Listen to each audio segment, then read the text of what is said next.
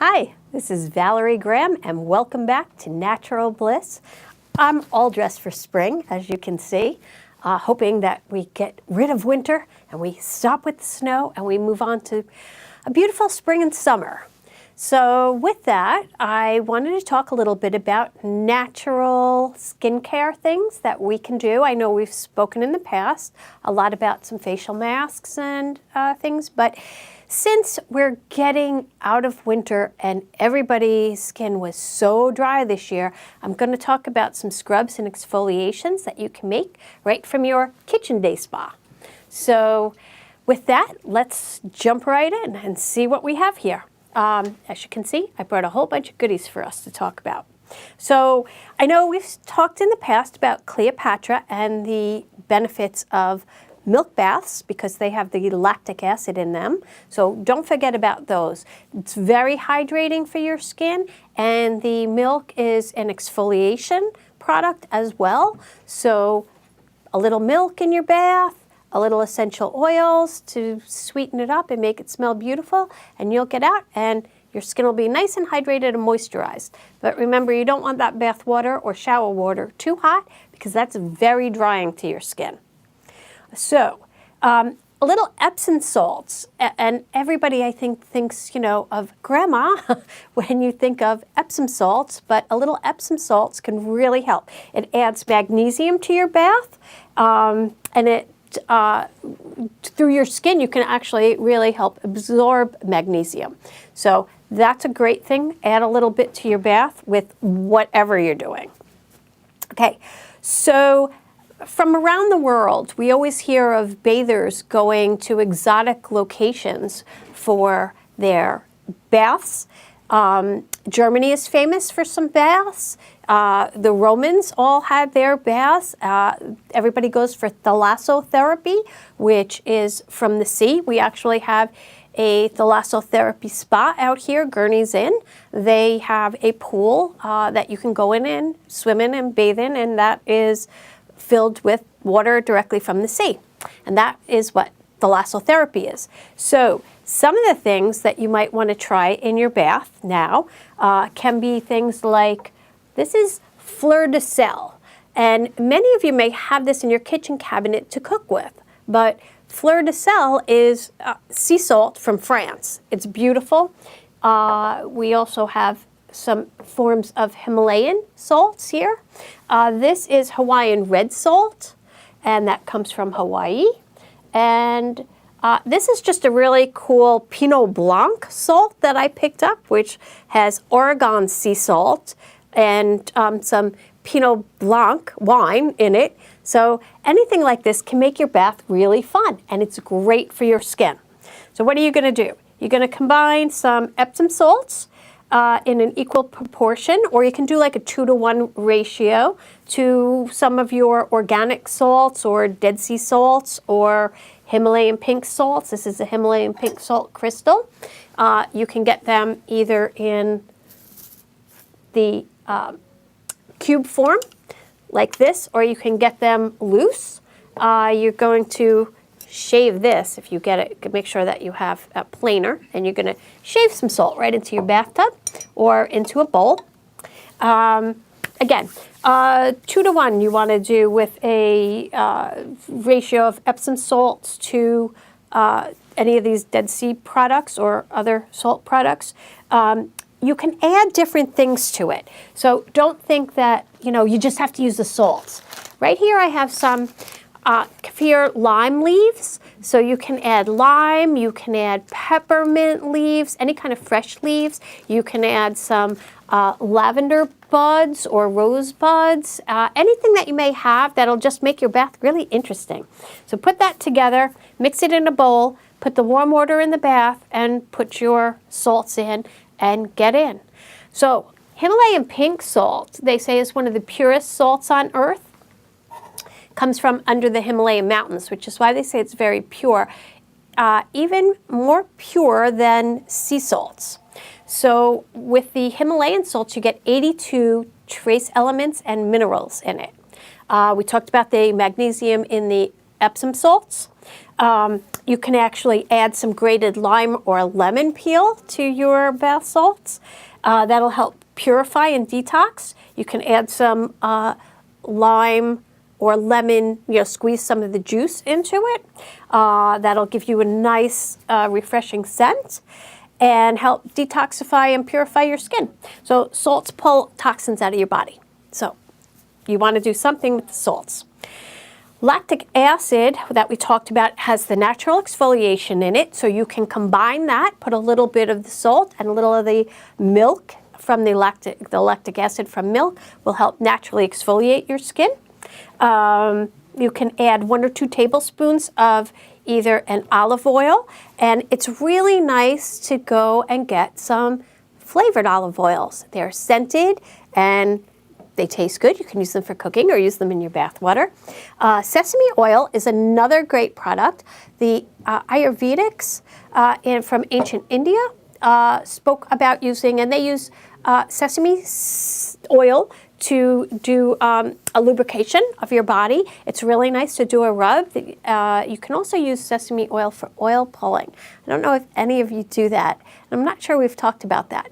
But you want to take like maybe a shot glass full into your mouth and swish it around in your mouth, pulling it through your teeth, so you're like sort of sucking it through your teeth for about 15 minutes and then spit it out. You do that before you brush your teeth, and it gets rid of all the toxins in your body, helps to pull them out also. So sesame oil is really good. Coconut oil you can use. Everybody loves coconut oil on skin. So this is the form that I probably would have in my cabinet. You can get fractionated coconut, and the difference is fractionated coconut is liquid at room temperature. That is medium chain triglycerides. So it is not going to be solid like this, but you just heat this up a little bit and it liquefies in no time. So let's talk about what else we can do. Just be careful if you use any of the oils in the bath because it may be a little bit slippery. But let's talk about body polishes. So here's how we got onto this topic. I was in Healthy Alternatives a few weeks ago, and a girl came in and she wanted some kind of a scrub for her skin. We didn't have exactly what she was looking for there, but I said to her, why don't you make it? It's really easy. And she looked at me like I was crazy and said, how do I do that? So I gave her a bit of a recipe, and I thought maybe I would share it with all of you. So body polishes, I used to have one in my own skincare line that all of my friends loved. It had some honey in it, and it was done with a brown sugar. So you can use salts, you can use brown sugar, you can use white sugar, something that's exfoliating. Let's talk a little bit about that. So what you're going to do is combine, you can use Epsom salts also. You can combine the white sugar, brown sugar. You can even use oatmeal or any of the sea salts that we talked about. Some will be more abrasive, some less abrasive. The sugars are going to be less abrasive. If you're using some of the sea salts, it's going to be a little bit more abrasive depending on the crystals and the size of the salt crystals. So you choose what feels good to your skin. You're going to mix it with some olive oil, about maybe a tablespoon or 2 of olive oil if you want it to, or sesame oil or coconut oil, whichever you prefer. If you want it to be a little bit thicker, add a tablespoon or 2 of honey. If you want it to be a little bit more oily and not so hard, you're going to do 2 parts of scrub to 1 part of oil. And then just like ribs, when you do ribs, you adjust to your taste. Some people like ribs saucier, some people like them drier. You just adjust and you get whatever you want exactly. You can try adding some lemon juice or the grated lemon or lime zest, some cinnamon, some vanilla, some honey. Don't forget, you can also add coffee, or you can do them with coffee grinds. It's another great way to get a scrub. You concentrate a lot on your elbows and your knees because they require extra exfoliation, and a little goes a long way. Be careful though, again, if you're using oils, it can make your tub or shower a little slippery, so be careful when you're exiting. You can add any of the essential oils into the products that you might like to give it that scent or detoxify yourself. Tea tree, lavender, you know, those are the main ones that people talk about, but geranium is very nice to add. Rosemary is very nice too, and you might have some rosemary sprigs, so don't forget, add a little bit of rosemary essential oil and some sprigs, and you get a very invigorating scrub. And don't forget about aloe. Everybody thinks about aloe in the summer, but aloe is great in the winter too. If you want to do something a little different, you can whip it up in the blender and add a little bit of your oils, anything like that, and maybe a small amount of honey, and maybe break a capsule of vitamin E. I'm sure everybody has this in their cabinets. And then it's just very luxurious, and it gives you some moisture, very nourishing for your skin. So I want to give you a little bit more of a twist on things. You can also do a moisturizer for your hair, which you may want to buy some argan oil, which is very nice. Pomegranate oil is a dry oil, and it's great to use on hair because it won't leave your hair oily. You only want to use a little bit, but mix a little bit of the argan or pomegranate oil with some rosemary or lavender essential oils and mix it up. You can massage it into your hair once or twice a week. If you want, you could put it on in the evening and then wash your hair in the morning and condition it, but you'll get really nice moisturized hair. We all forget about our hair, but you want to take good care of that too. One of the other things you can do is if you want to add some shine to your hair, lavender, chamomile, and lemon are great for light hair and blondes. For dark-haired people and brunettes, lavender, rosemary, and sage are great. And if you have a bit of dandruff or your skin is shedding, tea tree, eucalyptus, and cedarwood are great for your hair. Peppermint is very stimulating. So those are things that I might add. And if you want to encourage some hair growth and hair stimulation, basil, rosemary, juniper, and cedarwood are all great for those. Back to your body, if you'd like to do a bit of an enzyme exfoliating mask on your body, your legs and your arms especially, take half a papaya and maybe half a cup of strawberries or something and mix that together in the blender. You're going to add some oatmeal if you'd like to give it a little bit of more of an exfoliation, or you can go just with the papaya and fruit ingredients. Apply to your body for like 10 minutes and you'll get the exfoliation enzyme properties as well. So it's going to cleanse your skin and make sure you rinse off really well after that. And the last thing I'm going to leave you with is I think we've all heard a lot about salt sprays, and everybody thinks you should do them in the summer, and it's really nice. You can scrunch your hair, especially if you have curly hair, but it's great to do them in the winter too. So how do you do that? You need some hot water, you need some Epsom salts, you need some Himalayan or Dead Sea salts to get it a little stiff, and you need some aloe, all things that we spoke about. Then you can add your essential oils, or you can add optional like a tablespoon of lemon juice if you want to lighten your hair a little bit.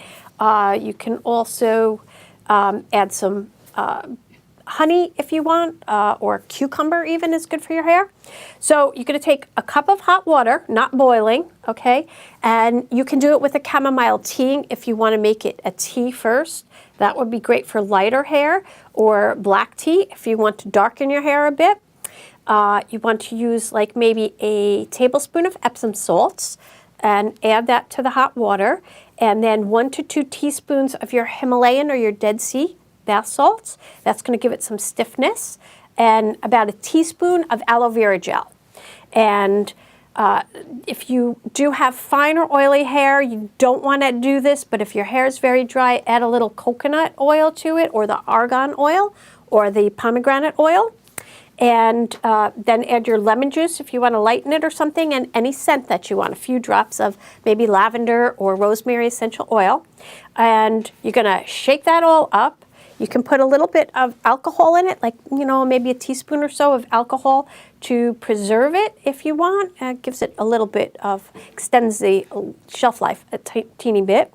But put it in a spray bottle that's going to hold maybe 10 to 12 ounces. Shake it all up together. You can actually, it's great if you want to use a bottle that you already have that's maybe empty and recycle. So put all that together, store it in the fridge, shake it up and spray your hair. And when it's towel dry, scrunch it up and you're going to get those beautiful curls that you see, you know, at the seaside, if you're at the ocean. You know, your hair feels good, it's got a little bounce to it. You can get some volume, you can spray the roots. It'll actually give you some volume and some texture. So those are some things that we can do to help ourselves get ready for spring and welcome spring into our skin and our hair. So I thank you very much for joining me today on Natural Bliss, and I will see you in 2 weeks. Thanks again. See you soon.